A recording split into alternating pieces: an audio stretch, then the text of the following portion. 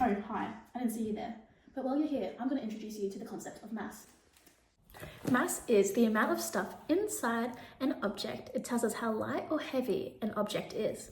We started this last year. A lot of you guys would remember using these little gummy bears to measure and compare the weight of some objects in the classroom. This is a form of informal measurement. This year, we're going to grow and use metric units of measurement to compare mass. Learning and understanding mass is really important for the real world. For me, I use mass every day when I'm making my cookies. I need to measure the mass of the butter, the eggs, the flour, to make sure that my cookies end up perfect. Can you think of any other real life situations where you need to know and understand mass? Okay, what about you, Charlotte?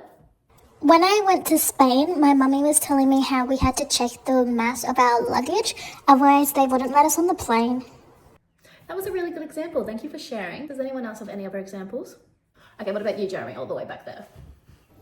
When I go food shopping, I have to measure the weight of the food, like the fruit and veggies, because the heavier it is, the more we have to pay for it. That was a really good example. I like that one. Okay, it seems like some of you already have an understanding on where you would use mass in the real world. And considering you started this last year looking at informal measurements, I'm going to quickly test you. Here I have one of our drawing pens and a rock from the garden. Which one do you think is heavier? The rock or the pen?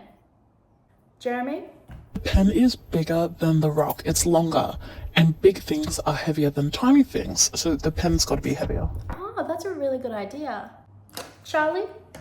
I think the pen has more mass because it's longer, and so it will have more stuff inside of it. Oh, so you also think the pen is going to be heavier than the rock because it's bigger? Okay. Does anyone else agree with that? Raise your hands.